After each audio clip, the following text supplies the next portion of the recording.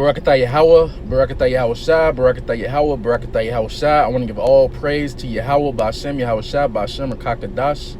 I want to give double honors to the elders and the apostles in Great Millstone who still rule well. Okay? And Barakatham to all you brothers inside teaching this truth with faith and sincerity throughout the four corners of the earth. Okay? And I'm going to get this scripture, and then I'm going to play a video from ESPN. Okay? And it has the dude named Stephen A. Smith and Max Kellerman, man. And Max Kellerman claims to be he claims to be a Jew, okay? And in the video he's gonna speak on it about what the receiver from the Philadelphia Eagles had posted on the internet, you know. And then I'm gonna play another clip from the elder, GMS Chicago, Malcolm, okay? And then I'm gonna get some more scriptures. But first I'm gonna get this, Isaiah chapter 34, verse 8, okay? For it is the day of the Lord's vengeance and the year of recompense for the controversy of Zion, man.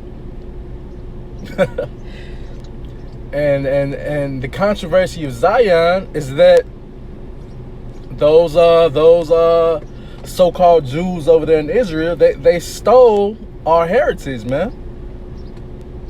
Point blank period, man. And I'm not trying to get this video, you know, taken down and deleted. I'm not trying to receive another strike, because if I get another strike, then I believe this channel is going to be deleted. So I'm going to keep it at that, you know. So I'm gonna go ahead and play these two videos. All right. I'm for one. I'm for love, and I extend it every day. People that know me know I have no hatred in my heart, and I never try to, you know, put another religion down to uplift my religion or my race. So, you know, from the bottom of my heart, I just want you guys to understand that, and it's coming from me and my feelings, and you know, I just hopefully everybody respects my platform, my opinion, to try to just enlighten my people, and just let everybody know that there's no hatred involved. That was Eagles wide receiver DeSean Jackson apologizing for anti-Semitic comments he posted. Meanwhile, in a since-deleted IG video, former NBA player Stephen Jackson said the following about DeSean Jackson's post. So I just read a statement that the Philadelphia Eagles posted regarding DeSean Jackson's comments. He was trying to educate himself, educate people, and he's speaking the truth, right? He's speaking the truth. You know he didn't hate anybody, but he's speaking the truth. The fact that he knows and he tries to educate others, but y'all don't want us to educate ourselves. The NBA champion Stephen Jackson has been a voice for racial inequality since the death of his dear friend. Rest in peace to George Floyd. Stephen A., I'll start with you here, and let me just say that it's an honor to be a part of this show, and you guys did an exceptional job on this last segment, and I appreciate the dialogue that we're able to have here on First Take, and that we don't shy away from these issues. Stephen A., you're up first. What's your reaction to Stephen Jackson kind of doubling down on DeSean Jackson's comments? Over the last few weeks, the most difficult subject I've had to broach is anything regarding Stephen Jackson. Why? Because I'm very, very fond of him. I got love for him. He's a real brother, true and authentic to his core. And I got so much respect for him. And George Floyd was his friend. And so I understand the emotions that come with him in this particular day and time, and how, you know, how the fervor that comes with it and how passionate he is about these subjects, now more so than at any other time that I can recall in his career. Stephen Jackson's a good brother, but I've disagreed with him a couple of times over the last few weeks, and I disagree with him today. First of all, he needs to understand something. What truth are you talking about? Care to elaborate? Because the Jewish community is saying that what DeSean Jackson said is not true. And he was talking about them. So what truth are you talking about? That's number one. But number two, and more importantly, and this is where this gets deep for me, Max, I think that Stephen Jackson, his passion and his heart is in the right place, but he's veering away from what the ultimate goal is. George Floyd had this white cop keep his knee on his neck for 8 minutes and 46 seconds. For the last 2+ minutes, there was no response from George Floyd. A police officer, according to reports, actually told that cop that, and the cop still wouldn't get his feet off of George Floyd's neck. As a result, we see what has happened in our society today. So we've gone from George Floyd getting choked to death, essentially, to statues being torn down, to tweets. But all along the way, when we talk about these things and the symbolic gestures that have come along with it, our ultimate goal of really creating change to address racial oppression, racial inequality, police brutality, and those things, it's fallen by the wayside. Because these kind of things allow folks, particularly white folks, to have something that distracts us from what's really going on. Because I got news for you. Even though you might have a lighter hue, a lighter pigmentation, the Jewish community, not the white community, the Jewish community is the one that had to endure the Holocaust. When we talk about 6 million Jews that were murdered by that devil, Adolf Hitler, that wasn't white people that was murdered, those were Jewish folks. So from a categorical perspective, it's two different. It's two different groups, okay? When we're talking about racial oppression, racial inequality, and beyond, we're talking about what's happening in this nation. In this nation. Now, we might sit up there and look at the Jewish community, and Max, you have educated me about that because the perception was Jewish folks stick together, and obviously they're incredibly empowered and stuff like that. And you, as I'm sure you will do again, had to educate me about things that go on in the Jewish community and how folks feel about those things. And I stand back because I'm not Jewish, you are. But I can tell you this. When we sit up there, a lot of people in the black community respect the Jewish community because the perception of y'all being together and coming together and galvanizing to address certain issues is what we believe as a community we should do a better job of. But who is that against? It's against white folks in positions of power that have exercised racial oppression, racial inequality, and things of that nature. If you're Stephen Jackson, if you are others, particularly in this moment in time, that's what our eyes were supposed to be focused on. But here we are talking about some post on Instagram and Stephen Jackson validating it through his eyes and through his lens. And we're talking about that instead of what Stephen Jackson himself has said he wants us to focus on. And so now as a result, what are we going to be talking about? We're talking about Adolf Hitler. We're going to be talking about being educated about the Holocaust and the Jewish community and Jewish history. We're going to be talking about those things instead of issues that directly involve us as black people. I'm sure that wasn't Stephen Jackson's goal. I'm sure that wasn't Deshaun Jackson's goal. But it happened. And now, watch what happened. I mean, if another... We're going to sit up here and talk about that instead of these other things. If another community that has experienced depression or marginalization or discrimination in various ways gets some of what you would call the shrapnel, like becomes some collateral damage in our kind of culture wars right now, and the light is shown upon the plight of Native Americans or the history of oppression of Jewish people, that's okay. That we can take some time out and say, from focusing on African Americans who are, I mean, the story of this country cannot be told without talking about our original sin as a country, which is the way that European Americans treated African Americans and Native Americans, but particularly what has been the focus recently is African Americans. And that's really this country's history.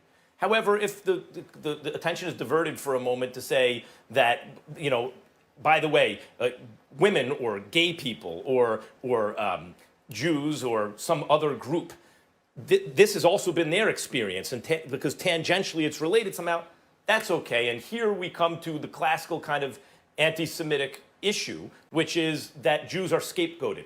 And here Jews are a convenient scapegoat, and Deshaun Jackson's social media post that he thought was from Adolf Hitler was scapegoating Jews, and not in a true way at all. Like when Stephen Jackson, and I agree with you, Stephen A., some people you have a positive association with, like a strong one, you see them, you just get happy, right? Because they're just good peoples. That's my experience with Stephen Jackson. Love talking to Stephen Jackson, really have a real affinity for him. But when he says, when Stephen Jackson says he's speaking the truth, right? No, Stephen, he's not. He's not. What he's quoting is nonsense. It's not true. It's ahistorical. It is not part of history. Now, a lot of different people, white people who belong to different subcategories of white people, were involved in the slave trade. That includes Jews. There are such things as Jewish slumlords, Stephen A. That is true. And just as there are, and Jews do benefit from white privilege in this country. White Jews, no question. I am one of them. However, Jews were also disproportionately represented in the civil rights struggle.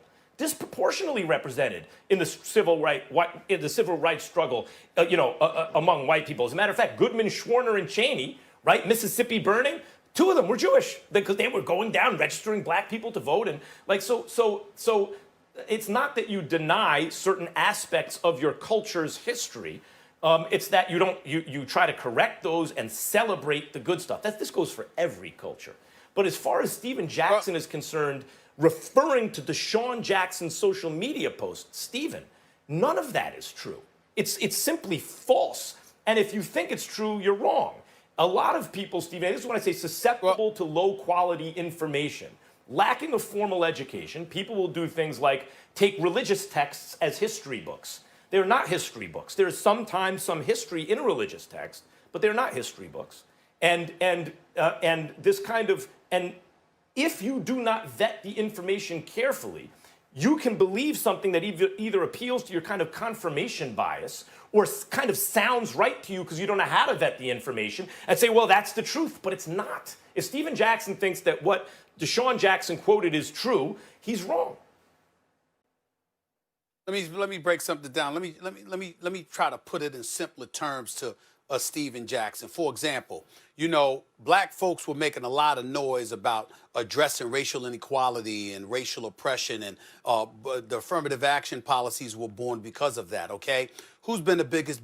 Double honors to the apostles and the elders. Salutations to all my fellow laborers doing this work in truth and sincerity, risking their lives and their freedom to do so now more so than ever. To the scattered elect that are scattered around the four corners of the earth, that be like unto the speckled bird, the Israelite foreigners. To you I say shalom. This is your brother Malcolm from the branch of the Great Millstone here in Chicago. I also like to give a shalom to the Akwaf that are listening and learning. Salakia. This is a quick something before I get started working for my next appointment. And en route, I was listening to a video of the Elder Yashawamba. And, he was going in on this football player, not football player, but basketball player, who made a statement about something that Hitler said as concerning the Negroes in America being the real Jews, and that America has been duped and that America will eventually fail. Something along those lines. And and this particular ball player was labeled anti-Semitic as a result for it. And and I've often asked the question about Sim and where it comes from, because even when they say the name, they say the name Hashem. All right, they don't say Hasem. So that goes to show you that they know that they created that word. That whole Sim word is a social construct, just like black and white was social constructs. All right, and and it's just funny that like the elder had said that all the people of the of the world, they're the only ones with a biblical nationality. Well, outside of the Ethiopians, they still have that name. Well, Ethiopia was named. I should say that they weren't actually called Ethiopians. But yeah, it's like you got all the nations that were labeled in the 10th chapter of Genesis, and the truth be said, there's a nation of Israel, not a nation of Jews. Jew being short for Judah was only one of the 12 tribes. So but there's a couple questions that I have to ask. This is going to be a short video, right? And it's about particular scriptures, because I'd like to know if this scripture is anti-Semitic, or anti, let me see. Now that scripture is Zechariah 9:6. So I'm just waiting for it to come up. All right, this is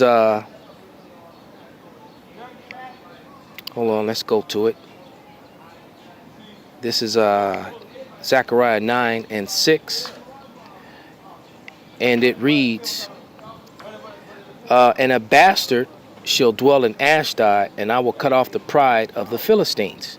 Right? Now, that word bastard there, the synonym for that word bastard in a 1933 31 thesaurus that I have, Rogers thesaurus, when that word bastard, one of the synonyms is fraudulent, another one is false, and another one is phony. All right, and Ashdod, which is a port city in Tel Aviv. So the Bible was prophesying that a fraudulent people would be in the land of Israel.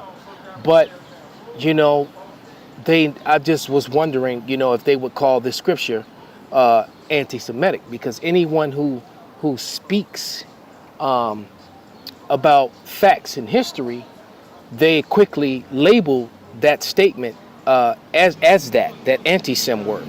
And my thing is just like with Ice Cube. Ice Cube didn't say anything negative about any particular race of people.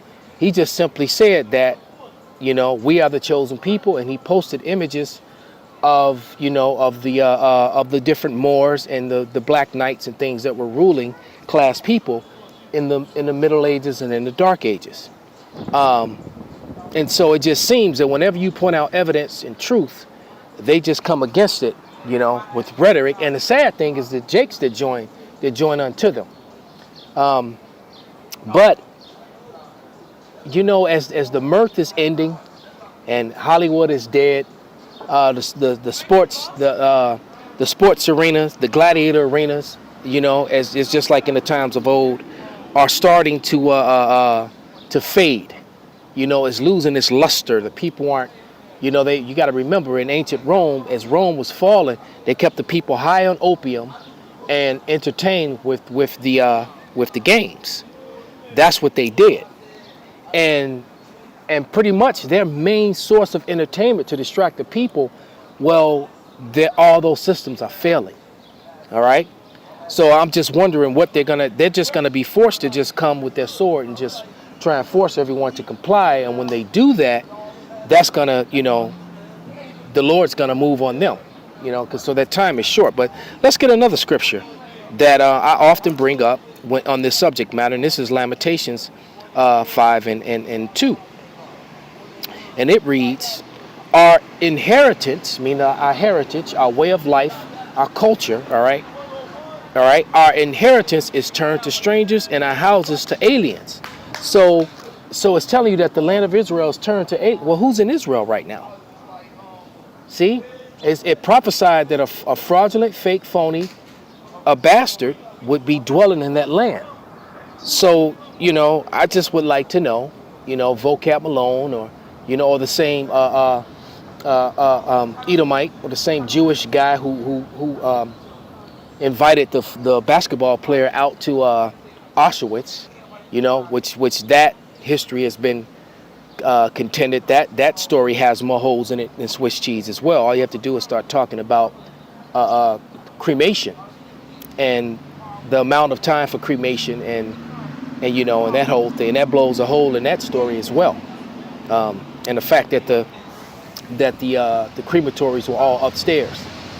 So yeah, so the math don't add up with that. Then you also had the thing with the census. And I remember reading that census. I wish I still had it. There was a census in 1939 of the amount of Jewish people that were in that region of the world, and that census said it was almost 2.9 million. So my thing is that, you know, if it was only 2.9 million according to their own records, until that you know, I'm trying to remember what it was. Well, it wasn't encyclopedia, is another word for it. But nevertheless, there was a 1939 census that was taken in one of their own books. And if anyone can remember, please put it on the comment board. You know, the name of this particular book that it was in.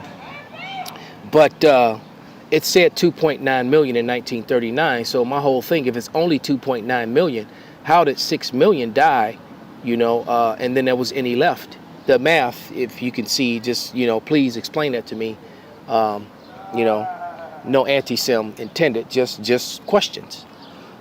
So yeah, those are my two main scriptures that you know. Oh, and I got one more, because there's another one that I like to use as well, and I think it's Ezekiel. I think it's 35 or 36.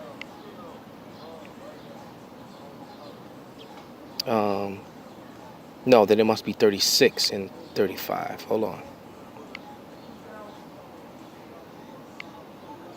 And 5, I mean 36 and 5.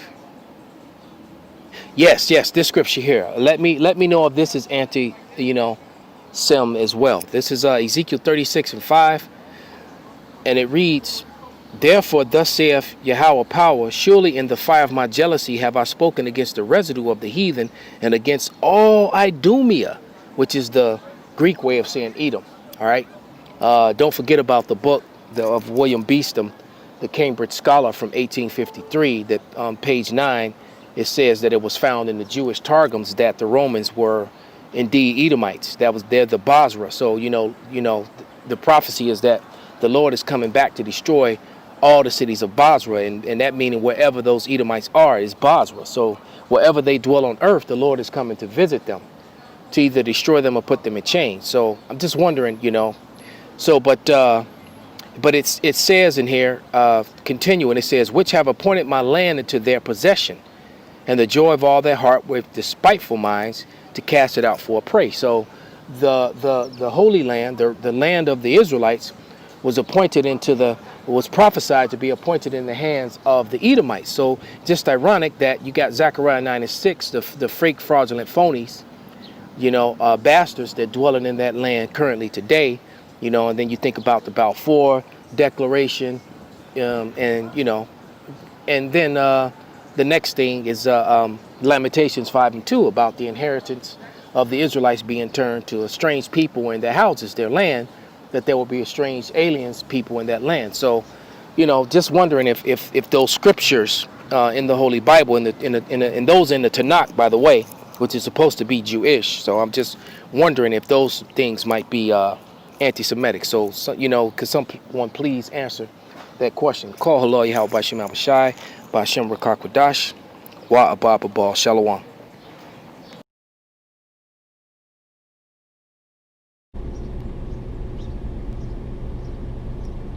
Okay, this is Baruch chapter 2 and verse 30. "For I knew that they would not hear me, because it is a stiff-necked people.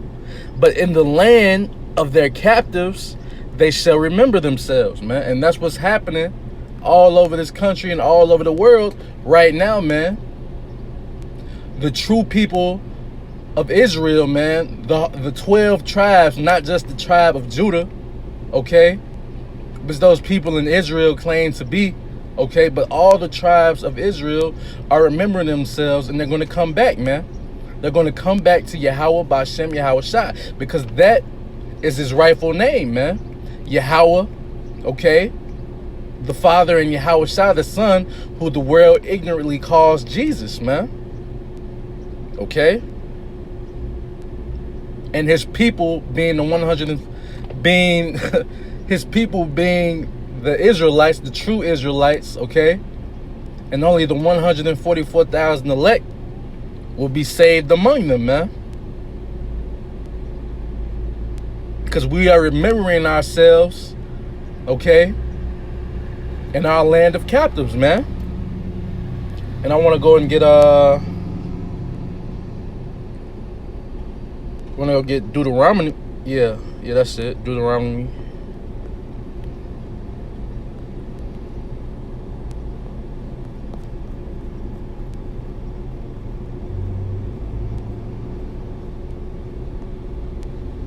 This is Deuteronomy chapter 28 and verse 68, okay? I believe it's the last verse. Yeah, last verse. "And the Lord shall bring thee into Egypt again with ships," man. And he's not talking about, you know, Egypt over there in Africa. He's talking about spiritual Egypt, man. Because he didn't bring us into into Egypt again by way of ships. Literally, he brought us over here into spiritual Egypt, which is Babylon, man, America, okay?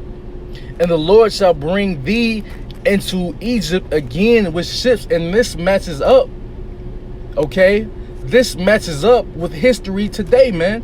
Who were the people that were brought on slave ships, okay?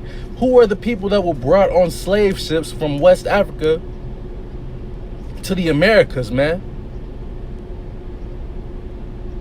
Who were those people, man? And the Lord shall bring thee into Egypt again with ships by the way whereof I spake unto thee. Thou shalt see it no more again, man. He's talking about the land of Israel. You're not going to see the land of Israel no more again. So who are those people over there, man?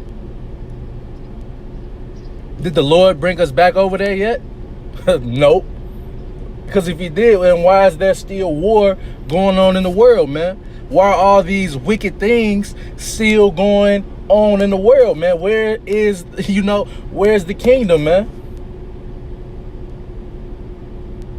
And there should be sold unto their enemies, unto your enemies, for bondmen and bondwomen, and no man shall buy you, man. And that's exactly what happened, man. It matches up, with real history that happened in the world today, man. And it's it's undisputable, man.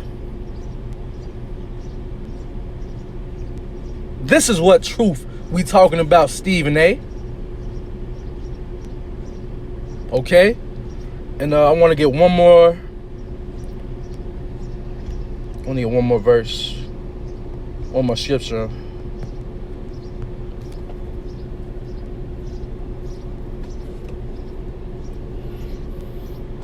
This is Revelation chapter 21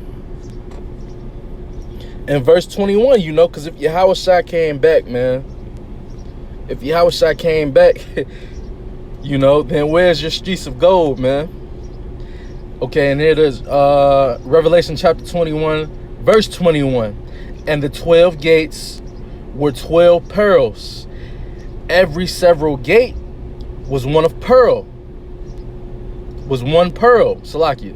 And the streets of the city was pure gold, as it were transparent glass, man. Where is this at if Yahweh B'Shem Yahushua has come back and put the rightful, the rightful Israelites, the rightful people in that land, man? Where's the streets of gold, man? And also, when Yahushua comes back, you heathens are going into slavery, man. You heathens are going into slavery, man. Let me go get that too. That's Revelation chapter 13 and verse 10. He that leadeth into captivity shall go into captivity. He that killeth with the sword must be killed with the sword. Okay, here is the patience and the faith of the saints, man. These things have not yet happened, man. So how can you claim to be the real Jews over there in the land of Israel, man? You're not, man. Okay, and these are just questions, man. I'm just asking questions. I'm not trying to get that anti-sim word, I'm just asking questions, You come on the comment board and prove, man. Prove that you and give evidence, give evidence that you that